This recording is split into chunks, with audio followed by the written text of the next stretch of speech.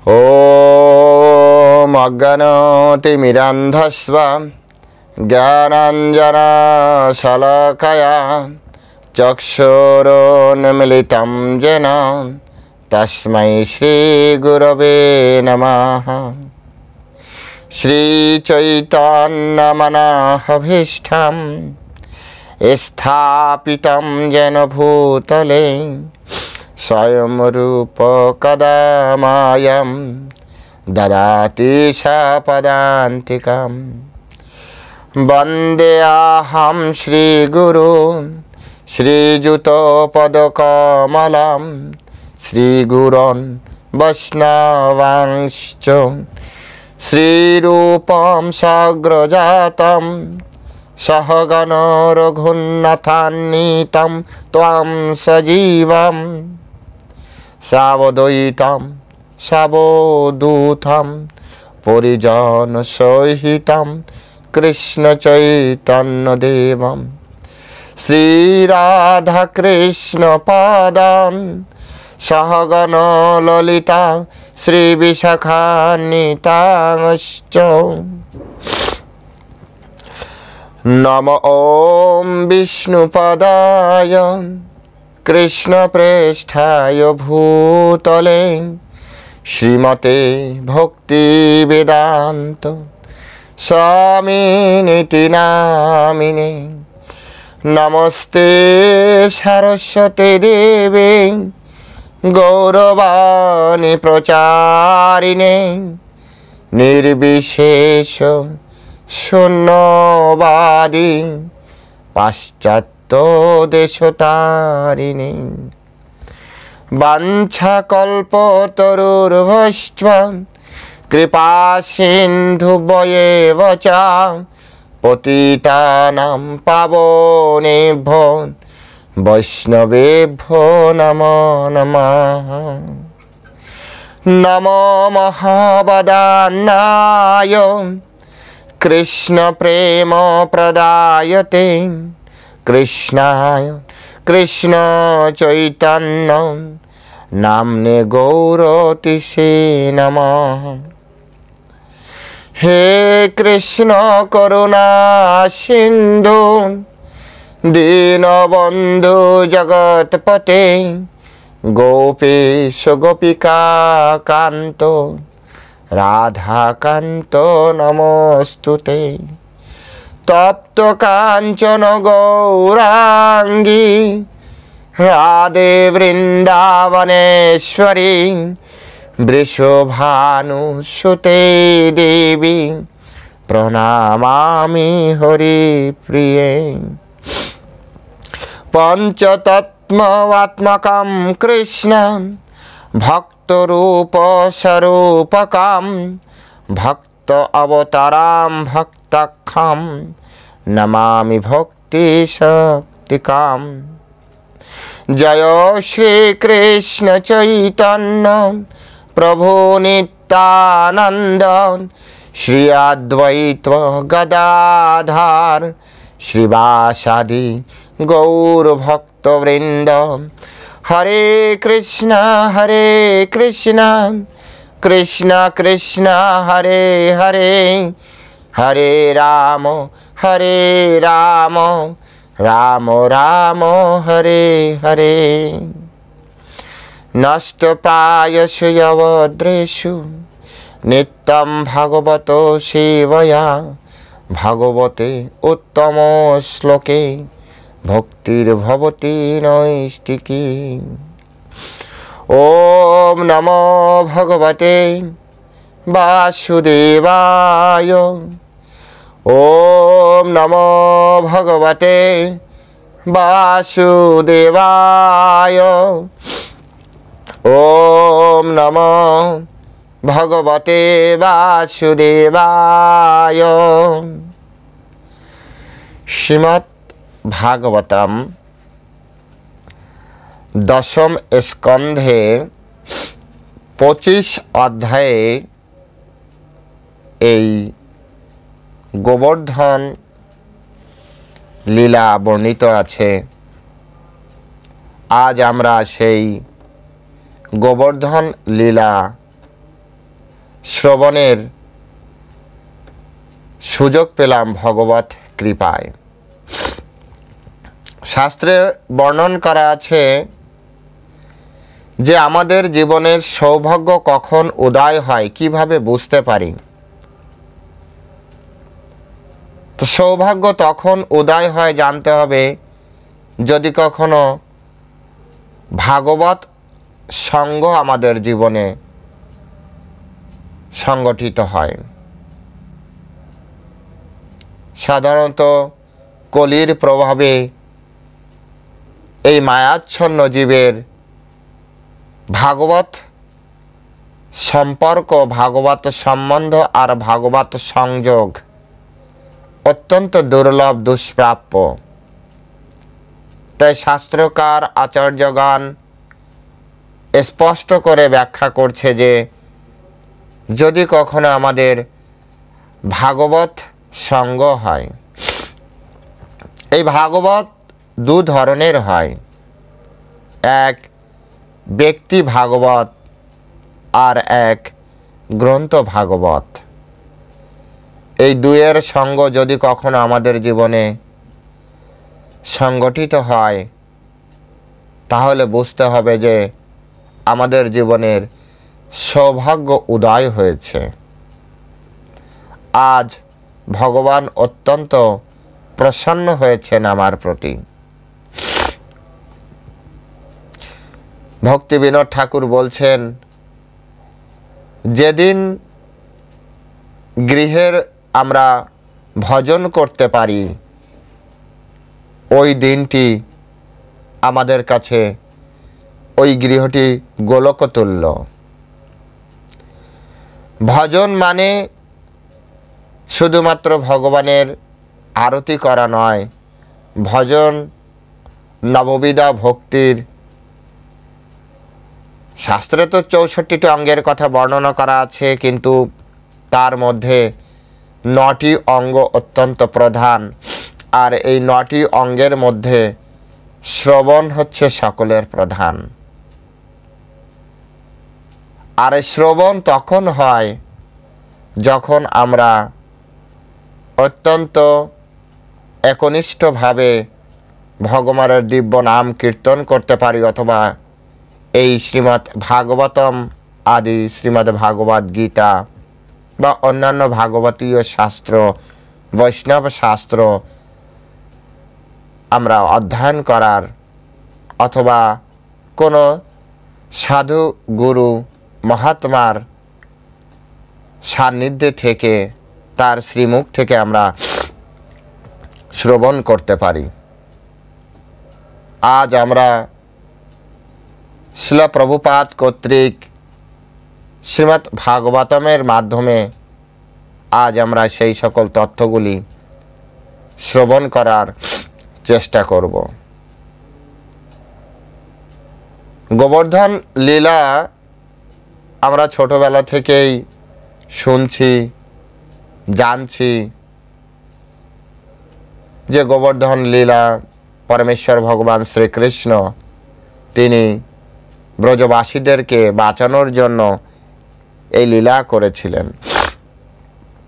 আজ সকালবেলায় আমাদের কৃষ্ণপ্রভু যখন আমাকে কল করেছিলেন যে প্রভু আজকে ক্লাস করা সম্ভব কি না, তো প্রথমে আমি একবার না বলেছিলাম, কারণ এর আগে অরিন্দম আমাকে জানিয়েছিল যে আজকে ওনারা সকলে আপনাদের সকলকে নিয়ে গোবর্ধন পূজার ওখানে যাবেন। তো আমি ভাবলাম সকলে কষ্ট করে এসে ক্লান্ত হয়ে যাবে। এই কথা বলতে কৃষ্ণপ্রভু বললেন যে আমাদের কোনো কারণে যাওয়া হবে না, কিছু বিশেষ টেকনিক্যাল কারণে। এটা হচ্ছে একটা দৈব সংযোগ হলো। আমি বললাম ঠিক আছে, তাহলে কথা বলাই যায়, সমস্যা নেই। তখন থেকে ভাবছি যে আসলে গোবর্ধন লীলা তো সকলেই জানে, আপনারা সকলেই জানেন, তো এমন কি নূতন তথ্য। তো এই নূতন তথ্য খোঁজ করতে করতে একটা সময় গর্গ সংহিতায় কিছু নূতন তত্ত্ব আছে, আমরা সেই তত্ত্ব আপনাদেরকে জানাতে চাই। এই গোবর্ধনের ইতিহাস, গোবর্ধন,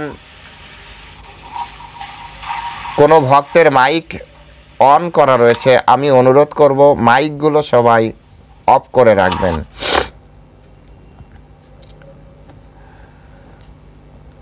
তো এই গোবর্ধনের ইতিহাস আছে, যেটা সচরাচর আমিও ততটা অনেক ক্লাসে শুনতে পাইনি। তো সেরকম কিছু চাঞ্চল্যকর তত্ত্ব ইতিহাস দিয়ে আমরা শুরু করব আমাদের আজকের এই গোবর্ধন লীলা বিষয়ক কথা। প্রথমে আমরা যে বিষয়টা নিয়ে আলোচনা করব সেটি হচ্ছে গোবর্ধনের সৃষ্টি। গোবর্ধন কিভাবে সৃষ্টি হয়েছে।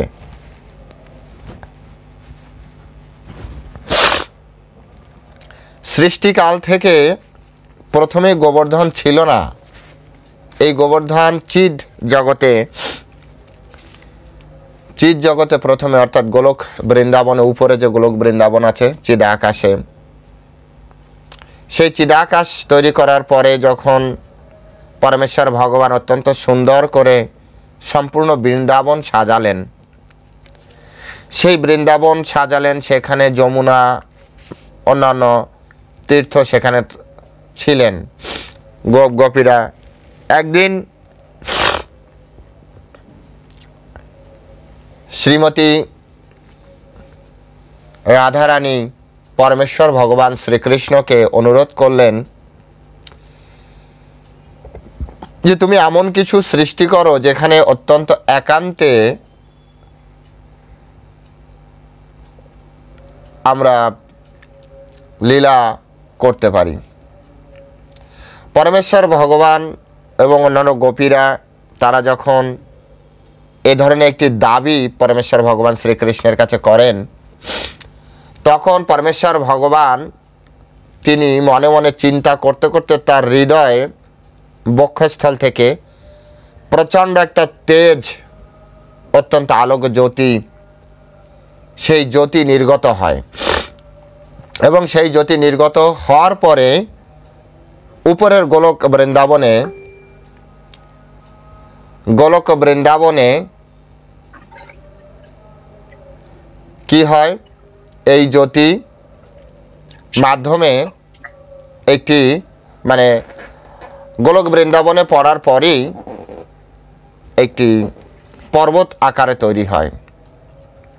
এবং সেই পর্বতটি ছিল সম্পূর্ণ রত্নময় একটি পর্বত। রত্নময় অর্থাৎ মূল যে গোবর্ধন পর্বত উপরে রয়েছে সেটা অত্যন্ত রত্নময় একটি পর্বত।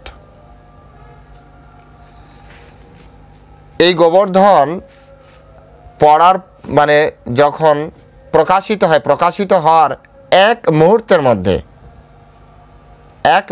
মধ্যে এই গোবর্ধনের আকৃতি হয় 1,00,000 যোজন বিস্তৃত হয়। আর শেষ নাগের মতো, অর্থাৎ সাপের মতো, যারা বৃন্দাবনে গিয়েছেন তারা জানেন গোবর্ধনের একটা সাইড লেজের সাইডটা অনেকটা সরু টাইপের, অর্থাৎ শেষ নাগের মতো। তো লম্বায় হয় 100 কোটি যোজন। এটা আপনারা হিসাব করে রাখতে পারেন, 1,00,000 যোজন বিস্তৃত, 100 কোটি যোজন লম্বা, এবং উচ্চতা ছিল 50 কোটি যোজন। অনেকের ভিতরে প্রশ্ন আসে যে 1 যোজন সমান সমান কত মাইল। আমাদের বর্তমান যে ক্যালকুলেশন রয়েছে সেই ক্যালকুলেশন অনুযায়ী 1 যোজন সমান সমান 8 মাইল, অ্যাপ্রক্স 8 মাইল, একটু বেশি আছে, এটা অ্যাপ্রক্স ধরা হয় 8 মাইল। অর্থাৎ চিৎ জগতে মুহূর্তের মধ্যে তার বিস্তার হয়েছিল 8 লক্ষ মাইল। তার লম্বা দৈর্ঘ্য হয়েছিল, লম্বায় সে হয়েছিল 800 কোটি মাইল এবং উচ্চতায় হয়েছিল 40 কোটি মাইল। এবং এখানে শেষ নয়, গোবর্ধন সে শুধু বাড়তেই থাকলো। তখন অন্যান্য গোপীরা বলছে, আরে এইভাবে যদি চলতে থাকে তো আমাদের যে উদ্দেশ্যে আপনি সৃষ্টি করেছেন, তো আমাদের অন্যান্য যে লীলাস্থলী তো একাই জায়গা নিয়ে নেবে। তখন পরমেশ্বর ভগবান নিজেকে দীর্ঘ করে ওর মাথার উপরে হাত দিয়ে বলে, এই তুমি থাকো, তুমি কি একা থাকবে নাকি? এখানে সবাই মিলে থাকতে হবে আমাদেরকে। তো তারপরের থেকে গোবর্ধন নিজেকে স্থির রাখে। এরপরে পরমেশ্বর ভগবান যখন একটি বিশেষ লীলার কারণে তিনি যখন আবার এই ভৌমদ্বীপে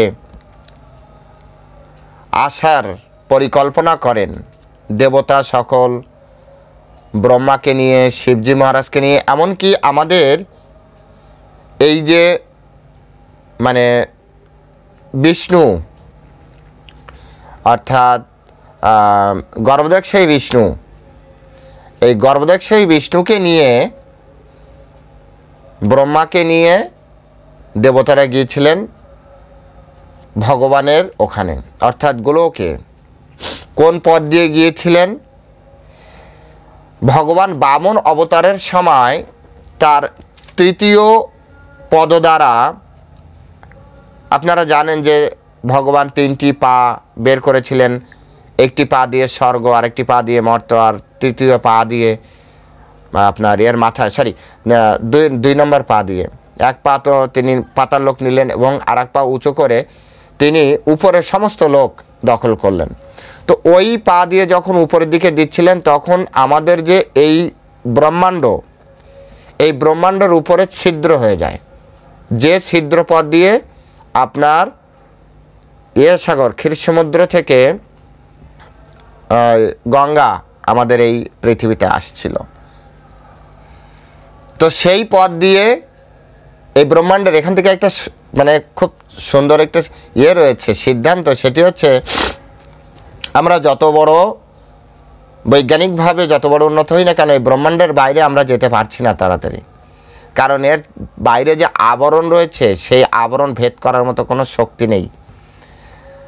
তো বিষ্ণু সেই যে গঙ্গা আসছিল ছিদ্র দিয়ে, সেই গঙ্গার নৌযান ব্যবহার করে তারা এই ব্রহ্মাণ্ড থেকে বেরিয়েছিল। ব্রহ্মাণ্ড থেকে বেরিয়ে যখন চিদাকাশে প্রবেশ করে, তখন দেখে যে গর্ভদক্ষী সাগরে এরকম তরমুজের মতো অনেকটা এরকম মানে ফেনার মতো এরকম বুদবুদের মতো তরমুজ ভাসছে। এই এক একটা তরমুজ হচ্ছে মানে তরমুজের মতো দেখতে, এগুলো হচ্ছে ব্রহ্মাণ্ড। আমরা ওই রকম একটা ব্রহ্মাণ্ডের ভিতরে আছি। সুশীল প্রভু, আপনার মাইকটা অফ করবেন প্লিজ। তো এই ব্রহ্মাণ্ডের মধ্যে আমরা আছি। তখন দেবতারা অবাক হয়ে বললেন, ব্রহ্মাকে বললেন যে এই যে নিচে এত ছোট ছোট যেই তরমুজের মতো, এগুলো কি? তখন ব্রহ্মাও বুঝতে পারিনি আসলে এগুলো কি। তখন বিষ্ণু বললেন যে এরকম আমরা যেমন একটা ব্রহ্মাণ্ডে থাকি, সেই রকম ব্রহ্মাণ্ডের এক একটা এইগুলো রয়েছে, এগুলো এক একটা ব্রহ্মাণ্ড। তারপর ওখান থেকে পরমেশ্বর ভগবান শ্রীকৃষ্ণের কাছে গেলেন। সেখানে যে ওনারা দরজায় দাঁড়িয়ে বললেন, ওখানে দাঁড়িয়ে ছিলেন গোপীরাই ওখানে সব নেতৃত্ব দিচ্ছেন। এই জন্য আপনার বৃন্দাবন, আমাদের এই বৃন্দাবনেও কৃষ্ণের নাম বললে হবে না, ওখানে বৃন্দাবনেশ্বরী শ্রীমতী রাধা রানী, ওখানে রানী প্রধান, ঠিক আছে। তো ওখানে সব গোপীরাই নেতৃত্ব প্রদান করেন। গোপীরা শুনলেন আপনারা কারা? ব্রহ্মা বললেন আমি ব্রহ্মা, আমি কৃষ্ণ ভগবানের সাথে দেখা করতে চাই। তো উনি বল ঠিক আছে আমরা যে কথা বলে আসছি। তো তখন পরমেশ্বর ভগবানের কাছে যেয়ে বললেন যে এরকম ব্রহ্মা এসেছে। তো পরমেশ্বর ভগবান বুঝতে পারলেন যে এটা তার অহংকারের কথা। তখন তিনি যে বললেন তুমি যে শোনো যে কোন ব্রহ্মাণ্ডের ব্রহ্মা। তো গোপী এসে ব্রহ্মাকে বললেন যে আপনি কোন ব্রহ্মাণ্ডের ব্রহ্মা। এই কথা শুনে ব্রহ্মার কেমন লাগবে বলুন, একটা এত বড় পজিশনের ব্যক্তি তাকে যদি বলে কোন ব্রহ্মাণ্ডের ব্রহ্মা। তো বলছে কোন ব্রহ্মাণ্ডের মানে। তখন বিষ্ণু ইশারা করে ব্রহ্মাকে থামিয়ে দিলেন, বলে তুমি চুপ করো। বিষ্ণু তখন বললেন আপনি যে পরমেশ্বর ভগবান শ্রীকৃষ্ণকে বলুন যে উনি কিছুকাল আগে বরাহ শ্বেত বরাহ রূপে যে ব্রহ্মাণ্ডে উনি আবির্ভূত হয়েছিলেন, বামন রূপে যে ব্রহ্মাণ্ডে আবির্ভূত হয়েছিলেন, আমরা সেই ব্রহ্মাণ্ড থেকে আসছি। তখন গোপী যে বললেন, অ্যাকচুয়ালি ভগবান তো ওখানে বসে বুঝতেই পেরেছেন।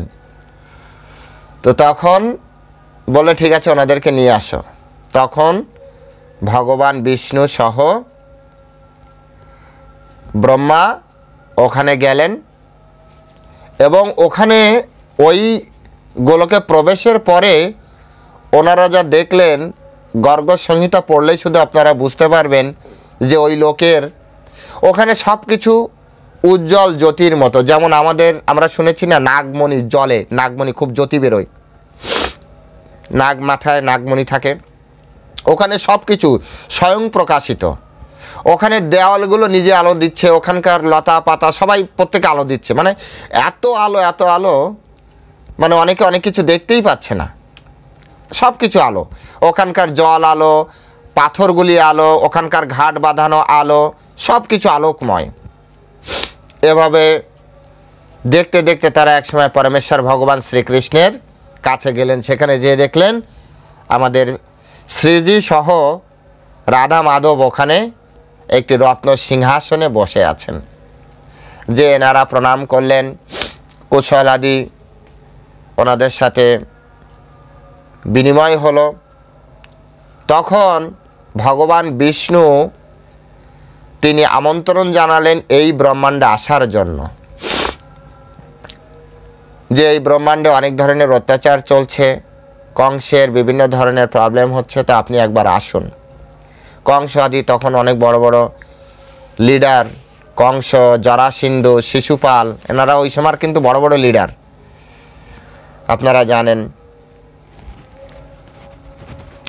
তো পরমেশ্বর ভগবান বললেন ঠিক আছে আমি নির্দিষ্ট সময় সেখানে যাব। এই পরমেশ্বর ভগবান শ্রীকৃষ্ণ যেই না বললেন যাব, পাশ থেকে শ্রীমতী রাধারানী ঠিক মাখনের মতো গোলে উনি অজ্ঞান হয়ে পড়ে গেলেন, মানে পাশ থেকে দুম করে পড়ে গেলেন সেন্সলেসে। আবার যেতে হবে ওখানে, এইভাবে। পরে সবাই জল টল দিয়ে ওনাকে উঠালেন, বলে কি ব্যাপার? বলছে তোমার এই যে বিয়োগ আমি সহ্য করতে পারবো না, তুমি আবার যাবে। বলছে না না, এবার আমি তোমাকে আবার নিয়ে যাব। আর তাছাড়া তোমার ওখানে আরেকটা লীলা ছিল, পরমেশ্বর ভগবানের অত্যন্ত প্রিয় শাখা, মেবি শ্রীধাম অথবা সুধাম, এরকম শ্রীধাম মেবি, ওনারা অভিশাপ প্রাপ্ত হয়েছিলেন। শ্রীমতী রাধারানীকে অভিশাপ দিয়েছিলেন যে 100 বছর কৃষ্ণ থেকে আলাদা থাকতে হবে। তো বলছে যে কৃষ্ণলোকের 100 বছর মানে অনেক বড় সময়, এক কাজ করো আমরা ভৌমদ্বীপে যে ওই দ্বীপের 100 বছর কাটিয়ে আসি, তো তুমি একটু আলাদাও থাকবে আর পাশাপাশিও থাকবে, চলো। তো এভাবে বলছে যে আমি তোমাকে নিয়ে যাব, তোমার চিন্তা নেই। তখন বলেছিল না আমি ওখানে যাব না। তো পরমেশ্বর ভগবান বলছে কেন?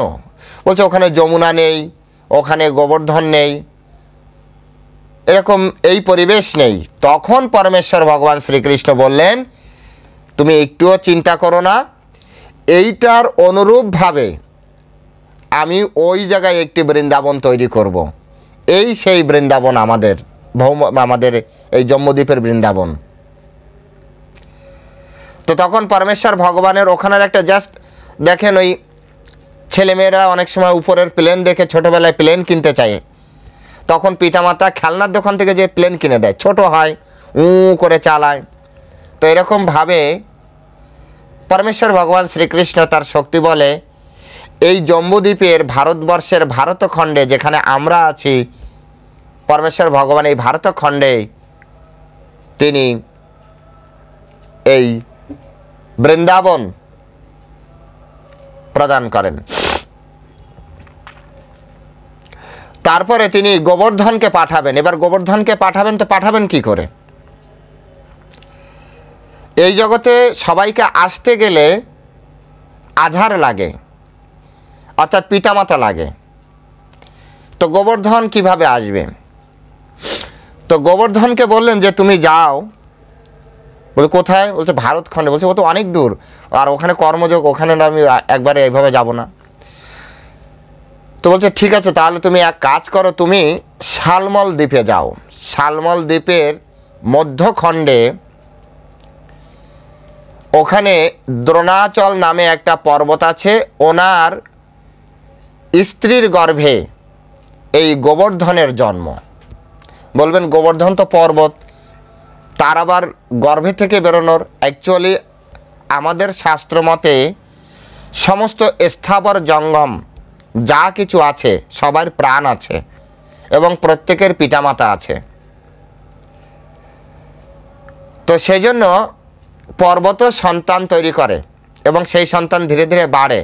আগে আমাদের এখানেও যত পাহাড় দেখেন, এরা উঠতে পারতো, এই যে হিমালয় বলেন বা অন্যান্য পাহাড় উঠতে পারতো, এবং এরা তো অনেক বড় শরীর, যেখানে বসবে পাখির মতো, তো ওর নিচে অনেক প্রাণী চাপা পড়ে মরে যেত।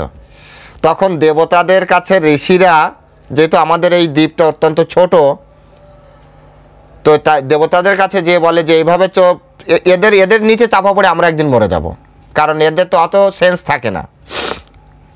তখন আমরা যেমন মানুষরা একটা এলাকায় বসবাস করি, দেবতারা অনেক প্ল্যানিং করে পাহাড়দেরকে একটা এলাকা, পর্বতদেরকে একটা এলাকা দিল। যারা আপনারা হিমালয়ের ওদিকে গিয়েছেন, আপনারা ওদিকে শুধু পাহাড় আর পাহাড়, মানে ওরা ছেলে মেয়ে পরিবার নিয়ে এক জায়গায় আছে। আমরা যেমন পরিবার নিয়ে লোকালয় মনুষ্য লোকে একটা এলাকায় থাকি, পাহাড়রাও একটা এলাকায় থাকে সন্তানাদি নিয়ে। বোঝা গিয়েছে? এই জন্য যে অঞ্চলে পাহাড় দেখবেন শুধু পাহাড় পাহাড় পাহাড়, মানে পিতা মাতা সন্তান আত্মীয় স্বজন কাকা জ্যাঠা ওরাই।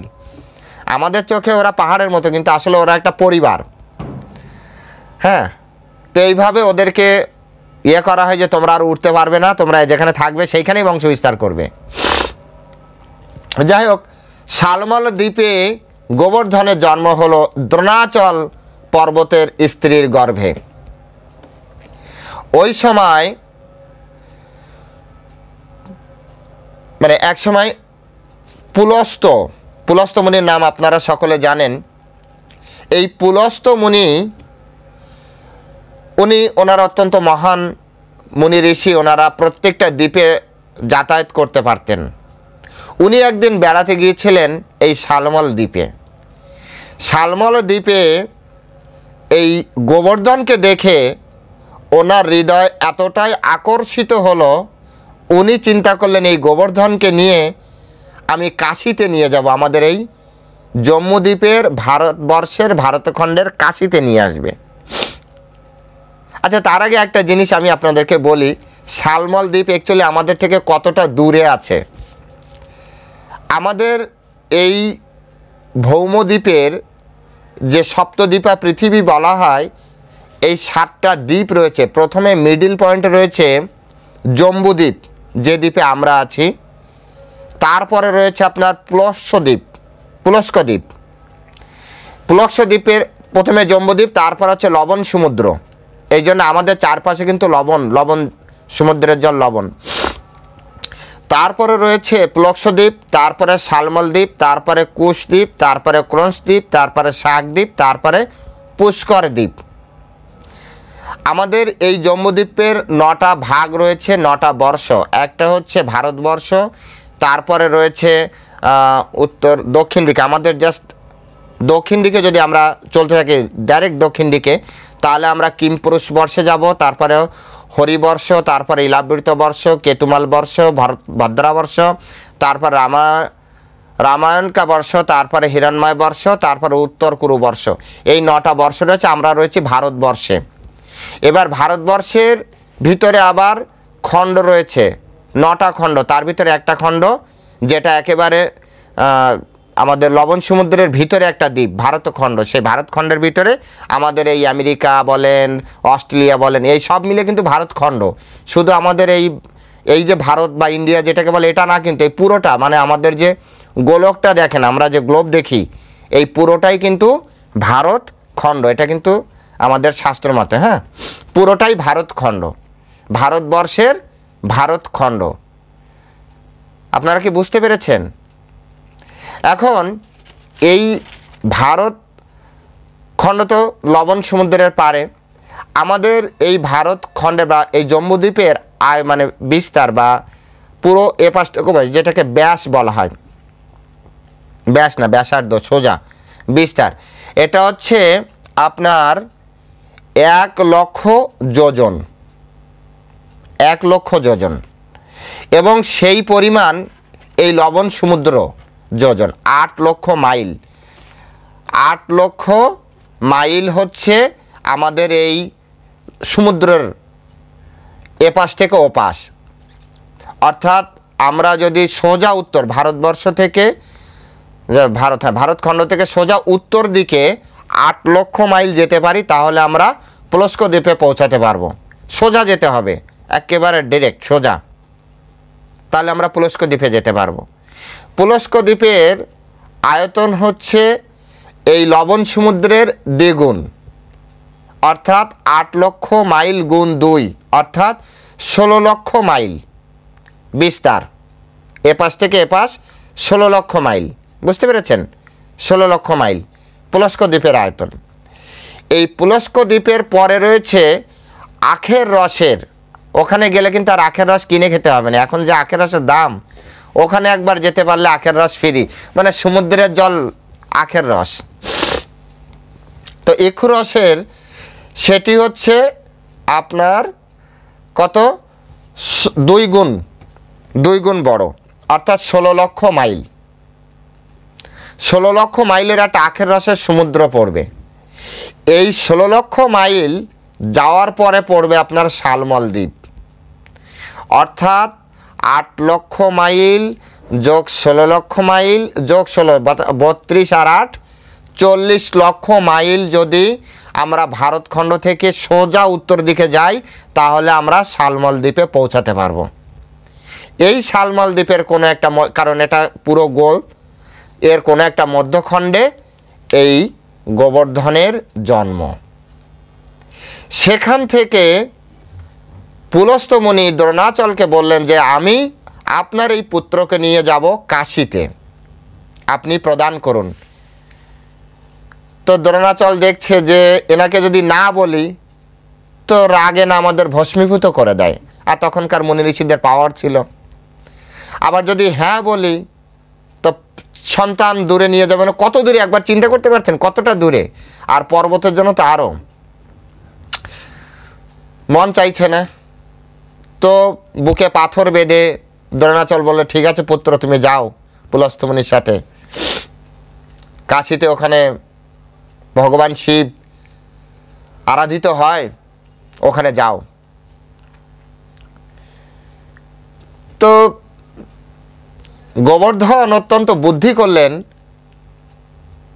যেহেতু বয়স কম, তাই তিনি চিন্তা করলেন যে হয়তো আমাকে পুরো দ্বীপটা এতটা লং জার্নি করতে পারবে না। তো উনি একটা শর্ত রাখলেন যে যদি আমি যাব আপনার সাথে, কিন্তু যদি কখনো আমাকে রাখেন কোনো জায়গায়, আমি সেখানে থেকে যাব।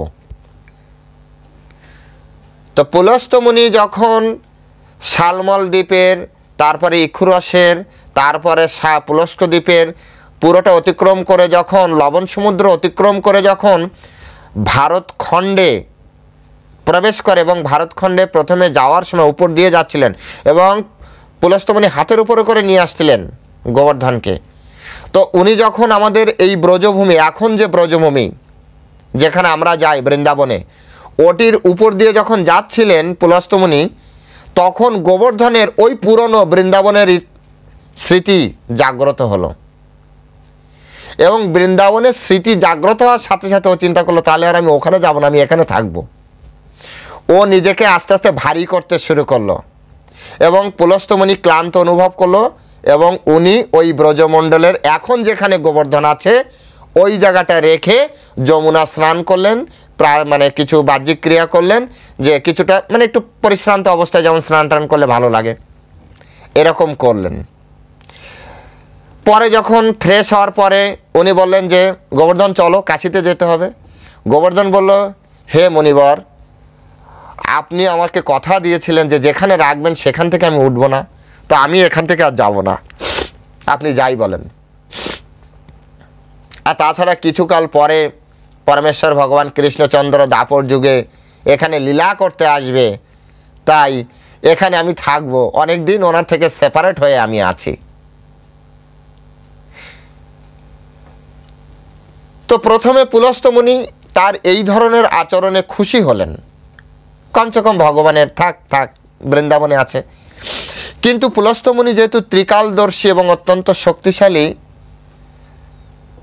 তাই উনি যোগ বলে দেখতে পেলেন যে পুলস্তমুনির সাথে এই গোবর্ধন চিটিং করেছেন, অর্থাৎ তার ওয়েট হওয়ার কথা না আর পরিশ্রান্ত হওয়ার কথা না, এ ধীরে ধীরে নিজেকে ওয়েট বাড়িয়েছে, পুলস্তমুনিকে বিবশ করেছে ওখানে রাখার জন্য, এবং সেই বিবশ হওয়ার কারণে পুলস্তমুনি তাকে রাখতে বাধ্য হয়েছে। যেহেতু তিনি রাখতে বাধ্য হয়েছেন, তাই পুলস্তমুনি তাকে অভিশাপ দিলেন যে ভারের কারণে তোমার অহংকার তৈরি হলো, যে অহংকারের উপরে তুমি আমাকে আমার কার্য সিদ্ধি করতে তুমি দিলে না, তো আমি তোমাকে অভিশাপ দিচ্ছি, ক্রমশ তিল পরিমাণ তোমার ক্ষয় হবে এবং কলিযুগের শেষ হতে হতে তুমি সম্পূর্ণভাবে লয়প্রাপ্ত হবে। তো যারা দীর্ঘদিন ধরে গমনাগমন করছেন বৃন্দাবনে, আপনারা জানেন বা শাস্ত্রে আছে, এটা প্রতিদিন দেখা যায় না, কিন্তু প্রতিদিন তিল পরিমাণ করে এই গোবর্ধন নিচের দিকে চলে যাচ্ছে, তিল পরিমাণ করে। যেহেতু খুব কম আকারে যাচ্ছে তাই এটি আমাদের চোখে ধরে না। আমি শ্রবণ করেছি এখন যে পরিক্রমা মার্গে যে রাস্তাটা রয়েছে, এটা একসময় গোবর্ধনের পাদদেশ দ্বারাই এই পরিক্রমার মার্গ তৈরি করা হয়েছিল, কিন্তু এখন পরিক্রমা মার্গের পরেও দেখবেন একটা ভালো একটা অনেকটা জায়গা ভিতরে রয়েছে, তারপরে গোবর্ধন রয়েছে, রেলিং করা আছে, তারপরে গোবর্ধন, অর্থাৎ অতটা আবারও ধীরে ধীরে ধীরে ধীরে ও নিচে নেমে গিয়েছে, জায়গা শর্ট হয়ে যাচ্ছে। যখন ব্রজে গিয়েছিলাম তখন ব্রজবাসীর কাছে শুনেছিলাম যে এই গোবর্ধন এতটাই উঁচু ছিল যে মধ্যাহ্নের পরে মথুরা অন্ধকার হয়ে যেত, মধ্যাহ্নের পরে সূর্যের আলো মথুরায় প্রবেশ করতো না, এতটা উঁচু ছিল দাপর যুগে। মধ্যাহ্ন মানে দুপুর 12টার পরে মথুরা সম্পূর্ণভাবে অন্ধকারাচ্ছন্ন হয়ে যেত, এত উঁচু ছিল ভগবান কৃষ্ণ যখন লীলা করেছিলেন। তো এবার চিন্তা করুন যে এই পরমেশ্বর ভগবান শ্রীকৃষ্ণের সময় গোবর্ধন কত বড় ছিল। যাই হোক, এই হচ্ছে আমাদের এই ভৌমদ্বীপে গোবর্ধন আসার ইতিহাস। এই গোবর্ধন স্বয়ং ভগবান থেকে প্রকাশিত, তাই স্বয়ং ভগবান রূপেই এখানে আপনার পূজিত হয়। যেভাবে কৃষ্ণ পূজিত হয় ঠিক তেমনি অন্যান্য পর্বতের মতো নয়, এটি গোপীদের ইচ্ছার কারণে, গোপীদের মনোবাসনা পূর্ণ করার জন্য পরমেশ্বর ভগবান শ্রীকৃষ্ণ নিজে এই গোবর্ধন পর্বত রূপে তিনি আবির্ভূত হয়েছিলেন, আর এইভাবে এই জম্বুদ্বীপের ভারতখণ্ডে ভারতবর্ষে তিনি এসেছিলেন। আজ এই গোবর্ধনকে পরমেশ্বর ভগবান শ্রীকৃষ্ণ আজকের এই দিনের দাপর যুগে তিনি ধারণ করেছিলেন। কেন ধারণ করেছিলেন? এই ধারণ করার পিছনে রয়েছে বিশাল একটি ইতিহাস। সেই ইতিহাস কি? তৎকালীন সময় পরমেশ্বর ভগবান শ্রীকৃষ্ণ, তিনি যে পরমেশ্বর ভগবান এটি তিনি ব্রজে প্রকাশ করেননি। তিনি গোপাল বালক রূপে, গোপাল রূপে তিনি লীলা বিলাস করছিলেন এবং ব্রজের রস আস্বাদন করছিলেন, লীলা রস আস্বাদন করছিলেন। তিনি যখন ব্রজে লীলা করছেন তখন ব্রজবাসীরা ভগবান বিষ্ণুর পূজা করতেন, ইন্দ্রেরও পূজা করতেন। বিশেষ ইন্দ্রদেব ছিলেন জলের অধিপতি, তাই ইন্দ্রদেবের পূজা ওখানে, দেবরাজ দেবতাদের রাজা, তাই তার পূজা অত্যন্ত ধুমধাম আকারে হতো। অত্যন্ত ধুমধাম আকারে ইন্দ্রের পূজা হতো। ধীরে ধীরে পরমেশ্বর ভগবান শ্রীকৃষ্ণ যখন আস্তে আস্তে বাড়তে থাকেন, একটি সময় 7 বছরের সময় তিনি দেখলেন যে বাড়িতে অত্যন্ত খুব সুন্দর আয়োজন হচ্ছে, বিশাল আয়োজন, রাজার বাড়ির আয়োজন মানে, এবং এককভাবে হতো না, এটি হতো সমগ্র গোকুলবাসী একত্রিত হয়ে। তিনি তার পিতা নন্দ মহারাজকে জিজ্ঞাসা করেছিলেন, হে পিতাশ্রী, হঠাৎ এই আয়োজন কিসের জন্য? নন্দ মহারাজ উত্তর দিয়েছিলেন, যেটি আমরা সামনে ইন্দ্র পূজা আছে, ইন্দ্র পূজার নিমিত্তে আমরা এই আয়োজন করছি। পরমেশ্বর ভগবান শ্রীকৃষ্ণ তখন কৌতুক ছলে বলেছিলেন, কোন ইন্দ্র? বলছে, কেন? দেবতাদের রাজা, তিনি আমাদের সমস্ত কিছু প্রদান করেন, আমাদের যা কিছু দরকার তিনি প্রদান করেন। পরমেশ্বর ভগবান বললেন, না, তিনি তো কার্যবাহী বা কর্তব্য করছেন, শুধু সব কিছু তো পরমেশ্বর ভগবান প্রদান করেন। কৃষ্ণ নিজেই বলছেন পরমেশ্বর ভগবান প্রদান করেন। তার যে শক্তি সেটিও তো পরমেশ্বর ভগবান তাকে দিয়েছে। সুতরাং যদি পূজা করতে হয় তাহলে ওনার করতে হবে। বলছে, না না কৃষ্ণ, তুমি বুঝতে পারছো না, আমরা হচ্ছি গোপ জাতি, আমাদের সব কিছু নির্ভর করে আমাদের এই গোমাতা গোপিতার উপরে। আর গোমাতা গোপিতা ওনারা জীবন ধারণ করেন ঘাস খেয়ে। আর এই সব কিছু সুন্দর সুজলা সুফলা শস্য শ্যামলা রাখতে বৃষ্টির প্রয়োজন। কারণ তৎকালীন সময় তো আর আমাদের মতো এইরকম মোটর মেশিন, স্যালো মেশিন ছিল না যে মাটির নিচে থেকে জল তুলবে আর জমিতে দিবে। তো সেজন্য ইন্দ্র পূজা না করলে ইন্দ্রদেব রুষ্ট হবেন। আমরা প্রচুর পরিমাণে এই সুন্দর ঘাস পাবো না, লতা পাতা পাবো না, আমাদের এই ভূমিটা নষ্ট হয়ে যাবে। তখন বললেন, কৃষ্ণ ভগবান বললেন যে তাহলে যেখানে পূজা হবে না সেখানে কি ইন্দ্র তার বর্ষা প্রদান করবে না? তো এই কথা, এই লজিক, এই যুক্তি পাওয়ার সাথে সাথে নন্দ মহারাজ একটু থমকে গেলেন। পরমেশ্বর ভগবান শ্রীকৃষ্ণ তখন বললেন, আচ্ছা সমুদ্রে, ওখানে তো কেউ যজ্ঞটজ্ঞ করে না, ওখানে কেউ পূজা তো করে না ইন্দ্রের, তো সমুদ্রে তো প্রচুর জল আছে, ওখানে কেন বৃষ্টি হচ্ছে? এটি অত্যন্ত যুক্তিযুক্ত একটা যুক্তি। এই যুক্তি নন্দ মহারাজ আর খণ্ডন করতে পারলেন না। তখন শ্রীকৃষ্ণ বললেন, দেখুন পিতাশ্রী, যদি আমাদের যজ্ঞ করতেই হয়, পূজা করতেই হয়, আমার মতে এই গোবর্ধনের পূজা করা উচিত। কেন গোবর্ধনের কথা বলেছে? কারণ গোবর্ধন স্বয়ং ভগবান থেকে প্রকাশিত। তো যাই হোক, তখন তো আর বলেনি, এটা পরে আমরা জানছি। গর্গমুনি প্রকাশ করেছেন এই কথাগুলি পরে। কারণ গোবর্ধন আমাদেরকে প্রচুর পরিমাণে ফসল, প্রচুর পরিমাণে ফল ফুল সব কিছু প্রদান করছে। আর এখন যে গোবর্ধন শাস্ত্রে যে বর্ণনা আছে এরকম নয়, তখনও পাহাড় ছিল কিন্তু সুজলা সুফলা শস্য শ্যামলা এবং সর্ব ফুল ফল এবং মনোবাসনা পূর্ণ করার মতো ছিল, শাস্ত্রে বর্ণনা পাওয়া যায় এবং শাস্ত্র চিরন্তন সত্য।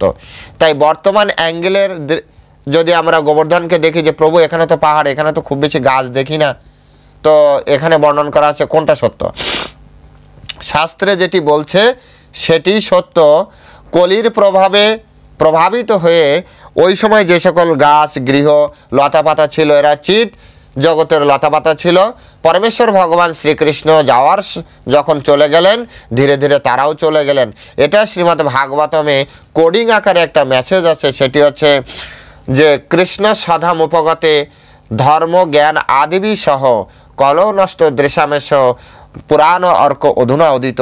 এই শ্লোকটি প্রথম দিন আমি আপনাদেরকে বলেছিলাম যে কলিযুগে ভগবান শ্রীকৃষ্ণ যখন চলে গেলেন তখন এই জগৎ থেকে ওনার সাথে অনেকেই চলে গিয়েছেন। ঠিক তেমনি যারা কৃষ্ণকে আনন্দ প্রদানের জন্য লতা গুল্ম গো আপনার বৃক্ষরূপে এসেছিলেন, তারা সকলে চিৎ জগতের এক একজন পরমেশ্বর ভগবান অত্যন্ত প্রিয়জন, তারা বিভিন্ন রূপ নিয়ে এই জগতে এসেছিলেন। যেভাবে হনুমানজি হচ্ছে শিবজি মহারাজ একাদশ রুদ্র অবতার। আপনারা সকলে জানেন হনুমান হচ্ছে শিবের অবতার। এখন শিব ডাইরেক্ট এসে রামলীলায় সহায়তা না করে তিনি তার রূপ বদল করে এসে হনুমান রূপে এসে তাকে সহায়তা করলেন। তা নাহলে আপনার গন্ধমাদন অত দূর থেকে নিয়ে আসা কি সম্ভব ছিল? একটা সাধারণ হনুমান কি পারবে এটা? বিভিন্ন দেব দেবতারা আপনার এই হনুমান রূপে আবির্ভূত হলেন। ঠিক তেমনি যখন যখন ভগবান আসেন তখন ভগবানকে সহায়তা করার জন্য বিভিন্ন ভগবানের যারা পার্ষদ আছেন তারাই বিভিন্ন রূপে ভগবানকে আনন্দ প্রদানের জন্যই আসেন। কেউ ফুল গাছ রূপে আসবে, কেউ লতা গাছ রূপে আসবে, কেউ বা ফল গাছ রূপে আসবে, কেউ ময়ূর রূপে আসবে, কেউ বিভিন্নভাবে তিনি এই জগতে তিনি আসবেন। এবং ভগবান যখন চলে যাবেন তখন ভগবানের সাথে তারাও চলে যান। যেভাবে আমরা জানি যে ভগবান রামচন্দ্র যখন এই জগতে শাসন করেছিলেন তখন স্বর্গ থেকে কল্পবৃক্ষ নিয়ে এসেছিলেন। কল্পবৃক্ষ আপনাদেরকে প্রসঙ্গত তাই জানাচ্ছি, এই কল্পবৃক্ষ যখন রামচন্দ্র ভগবান চলে গেলেন তখন কল্পবৃক্ষও চলে গেলেন তার সাথে। কিন্তু 11,1111 দিন ভগবান রামচন্দ্র এই ভারতবর্ষে শাসন করেছিলেন। 11,1111 দিন, হ্যাঁ 11,000 বছর, এত বছর তিনি শাসন করেছিলেন। তো ওই কল্পবৃক্ষ পরবর্তীতে সন্তান তৈরি করে, সেই সন্তানটি হচ্ছে অশ্বত্থ বৃক্ষ। এখন যে অশ্বত্থ বৃক্ষ, সেই অশ্বত্থ বৃক্ষটা আমাদের জম্মুদ্বীপের নয়, এটি হচ্ছে স্বর্গলোকের বৃক্ষ। এই জন্য অশ্বত্থ গাছের পাতা খুব সেন্সিটিভ হয়। আমাদের এখানে আমরা যেখানে সেবা করি ওইখানে একটা বড় অশ্বত্থ গাছ আছে, একটু গরম পড়লেই না ওর পাতাগুলো কুঁকড়ে যায়, খুব বেশি গরম সহ্য করতে পারে না। কারণ বসন্ত ঋতুতেই অশ্বত্থ গাছ খুব সুন্দর থাকে, হ্যাঁ, খুব বেশি রোদ খুব বেশি বৃষ্টি এগুলো মেনে নিতে পারে না। যাই হোক, তো পরমেশ্বর ভগবান শ্রীকৃষ্ণ যখন লীলাবিলাস করছিলেন তখন এই গোবর্ধন অত্যন্ত সুন্দর ছিল। পরমেশ্বর ভগবান শ্রীকৃষ্ণ তখন বোঝালেন যে আমাদের গোবর্ধনের পূজা করা উচিত। তো সকলে এক কথায় রাজি হলেন। গোবর্ধনের পূজার জন্য গোবর্ধনের ওখানে চলে গেলেন, সমস্ত যজ্ঞের সামগ্রী নিয়ে যা যা তারা রান্না করেছিলেন তারা গিরি গোবর্ধনের সামনে সাজালেন। এবং এই গিরি গোবর্ধনের সামনে যখন পূজা করলেন তখন এখান থেকে যে মেঘ রাশি রয়েছে এরাও কিন্তু মেসেঞ্জার, আমাদের উপরে যে মেঘ রয়েছে, বায়ু রয়েছে, এরা কিন্তু ইন্দ্রদেবকে যে খবর দিচ্ছে। যেমন এখন আপনি ভগবানের কথা বলছি, শুনছি, এটা কিন্তু উপরলোকে খবর হয়ে যাচ্ছে। ওই জগদীশ প্রভু ভগবানের বিষয় শোনাচ্ছে, ওই কৃষ্ণপ্রভু আয়োজন করেছে, হ্যাঁ, কলি আপনি কিন্তু দেখবেন এরা কিন্তু আপনার বিরুদ্ধে আয়োজন করছে, ঠিক আছে? তো কলি রেডি হয়ে যাবে আমাদের বিরুদ্ধে। হ্যাঁ, তারপর উপরে ইন্দ্রলোকে যে সংবাদ দিবে যে কারা কারা দেখছে, কারা কারা কে কে বলছে, এগুলো সব সংবাদ হচ্ছে, পাই টু পাই প্রত্যেকটা মুহূর্তে সংবাদ দিচ্ছে। তো উপরে যে খবর হয়ে গেল ইন্দ্রদেবের কাছে যে আপনার পূজা বন্ধ করে গোবর্ধনের পূজা করছে, তাও একটা 7 বছরের শিশুর কথা শুনে। একটা বয়স্ক লোক, ধার্মিক ব্যক্তি, ব্রাহ্মণ যদি তাকে বলতো মেনে নেওয়া যেত, কিন্তু একটা বালকের কথা শুনে ওরা এই করলো। তখন সম্বর্তক মেঘকে পাঠালেন যে এত বড় সাহস, যাও বৃন্দাবনকে ডুবিয়ে দাও। তখন বৃন্দাবনকে প্রচুর পরিমাণে বৃষ্টি প্রদানের মাধ্যমে পুরো বৃন্দাবন তলিয়ে দেওয়া হয়। তখন সকলে পরমেশ্বর ভগবান শ্রীকৃষ্ণের কাছে আশ্রয় চান। শ্রীমদ্ ভাগবতমে স্পষ্ট করে এভাবে বর্ণন করা আছে, যেহেতু আমি তাদের আশ্রয়, আমি তাদের নাথ, এবং বস্তুত তারা আমার নিজের পরিবার স্বরূপ। সমস্ত ব্রজবাসীরা পরমেশ্বর ভগবান শ্রীকৃষ্ণের পরিবার স্বরূপ। ভগবান নিজে বলছেন, আমি অবশ্যই আমার অপ্রাকৃত শক্তির দ্বারা গোপ সম্প্রদায়কে রক্ষা করব। এই চিন্তা করে তিনি চলে গেলেন গোবর্ধনের কাছে, এবং গোবর্ধনকে তিনি বাম হাতের কনিষ্ঠ আঙুলের উপরে 7 দিন ধারণ করে রেখেছিলেন। শ্রীমদ্ ভাগবতমে বর্ণনা করা আছে, একটা ছোট শিশু একটা ছাতি যেভাবে ধরে রাখে, সেইভাবে 7 দিন ধরে, 7 রাত ধরে এই গোবর্ধনকে ধারণ করে রেখেছিলেন। এই 7 দিন 7 রাত তিনি যখন প্রথমে গোবর্ধন উঁচু করেছিলেন, উঁচু করার পরে সবাই বাইরে দাঁড়িয়ে আছে, যেতে সাহস পাচ্ছে না, যাব শেষকালে যদি চাপা খেয়ে সবাই মরে যায়। তখন পরমেশ্বর ভগবান শ্রীকৃষ্ণ সকলকে আশ্বাসবাণী প্রদান করলেন। তিনি আশ্বস্ত করলেন যে পিতাশ্রী, হে মাতো, আপনারা চলে আসুন, সমস্ত আমাদের যা কিছু আছে সবাইকে নিয়ে এই গোবর্ধনের নিচে চলে আসুন, আপনারা সম্পূর্ণভাবে নিরাপদ। তারপরে তার মা এবং তার বাবা প্রথমে, এবং তারপরে ব্রজবাসীগণ সকলে ওই ভগবান কর্তৃক গোবর্ধন ছাতার নিচে প্রবেশ করেন। এবং যখন তারা প্রবেশ করেন তখন বাইরে এত ঝড় ঝাপটা, বৃষ্টি, এত বিদ্যুৎ, সব কিছু থেকে যেন আলাদা একটা জগতে প্রবেশ করলেন। আচার্যরা যখন ক্লাস দেন তখন বলেন, মনে হয় এসি কম্পার্টমেন্টে প্রবেশ করেছে, নাতিশীতোষ্ণ সুন্দর একটি পরিবেশ। এবং কতটা সুন্দর পরিবেশ যে 7 দিন 7 রাত তারা নেচে গিয়ে কাটিয়েছিল। যদি কারো মনের ভিতরে শঙ্কা থাকে, ভয় থাকে, উদ্বেগ থাকে, তাহলে তারা কি আনন্দ করতে পারে বলুন? তাদের ভিতরের থেকে আনন্দ আসবে? মনে যদি এখন ভয় থাকে কোনো কিছু, তাহলে কি সে আনন্দ করতে পারবে? নাচতে পারবে? এই গোপীরা 7 দিন 7 রাত নেচেছিল, বিভিন্ন ধরনের কীর্তন ভজন তারা করেছিল। এর থেকে প্রমাণ হয় যে ওই স্থানটি কত মনোরম এবং কতটা আশ্বস্ত, বিশ্বস্ত এবং নিরাপদ একটি জায়গা ছিল। 7 দিন 7 রাত ধরে তারা সকলে পরমেশ্বর ভগবানের দিব্য সান্নিধ্য লাভ করেছিলেন।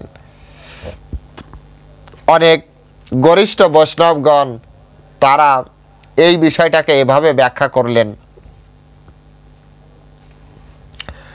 কেন এই লীলা সংগঠিত হলো। গোবর্ধন ছিল, গোবর্ধনের পূজা ঠিক আছে, কিন্তু সকলে একসাথে এই গোবর্ধনের নিচে। তো ওনারা বলছেন পরমেশ্বর ভগবান শ্রীকৃষ্ণ যখন লীলা করছিলেন, তো পরমেশ্বর ভগবান তো অত্যন্ত আকর্ষক, সর্বাকর্ষক। তো সকলের হৃদয়ে না এক ধরনের আকাঙ্ক্ষা তৈরি হতে শুরু করলো। কেমন আকাঙ্ক্ষা? যখন উনি গৃহে ফিরে আসতেন তখন মা যশোদা শুধু আনন্দ পেতেন, অন্যান্য গোপীরা আনন্দ পেতেন না। কারণ গৃহে রয়েছে, সবাই তো সবার গৃহ ছেড়ে সবসময় যশোদার গৃহে থাকতে পারে না, সম্ভব না, সবার আলাদা সংসার আছে।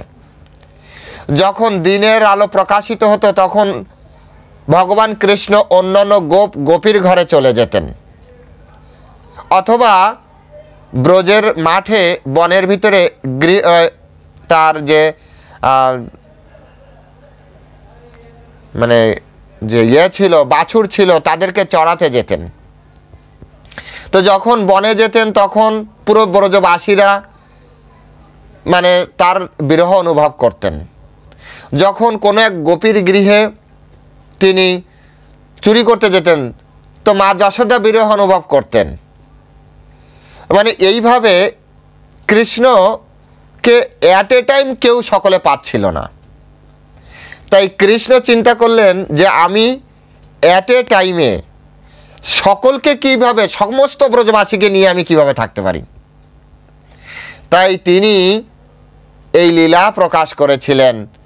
7 দিন 7 রাত সমস্ত ব্রজবাসী, এমনকি যত পোকামাকড় ছিল, যেহেতু বন্যা হয়ে গিয়েছিল, পোকা মাকড়, সাপ, ব্যাঙ যা বলেন, গরু বাছুর ছাগল যার যা ছিল, সকলকে সাথে নিয়ে তিনি ওই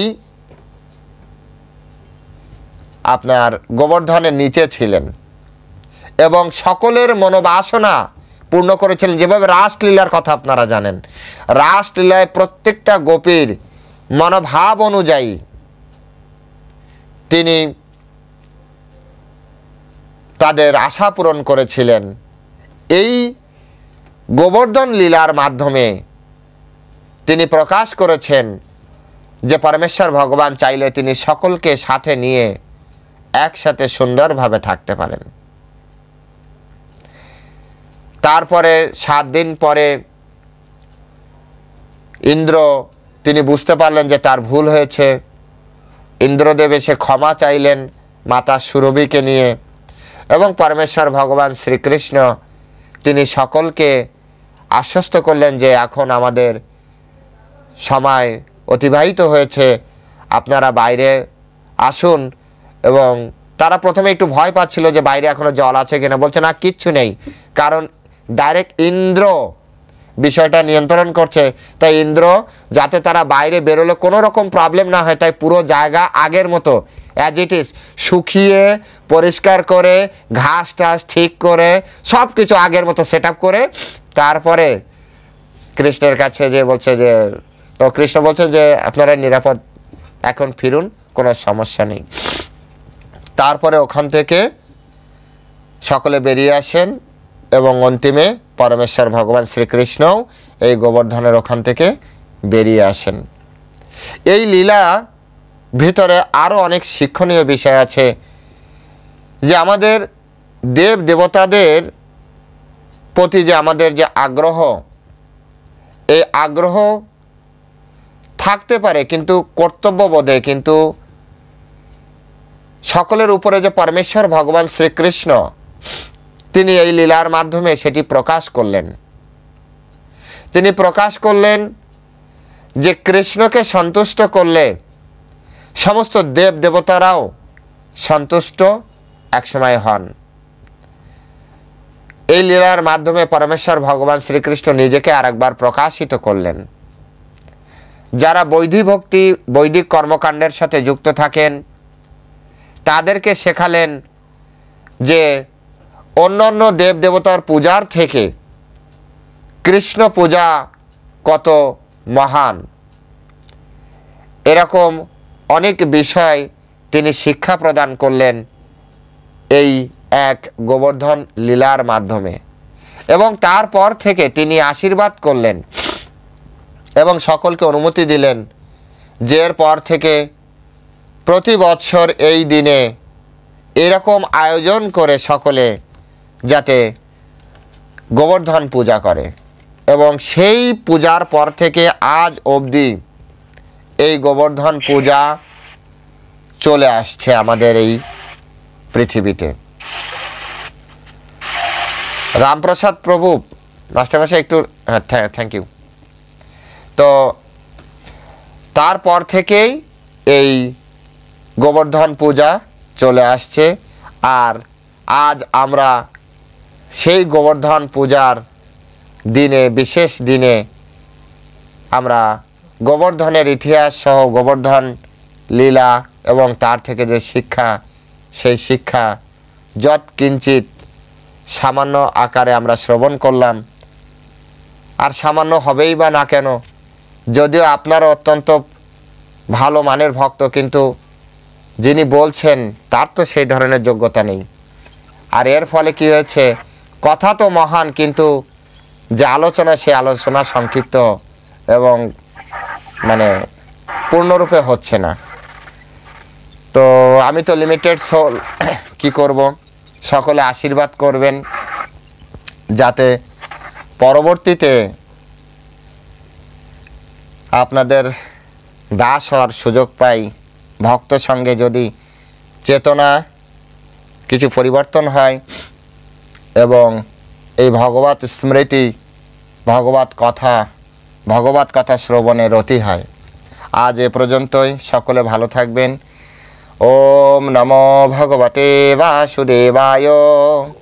ওম নমো ভগবতে বাসুদেবায়। ওম নমো ভগবতে বাসুদেবায়। শ্রীমদ্ ভাগবতম কি জয়।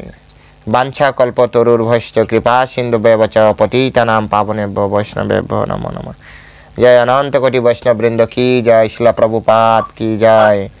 সকল ভক্তবৃন্দ কি জয়। নিতাই গৌর সীতানাথ প্রীতি প্রেমানন্দে হরি বল। হরে কৃষ্ণ।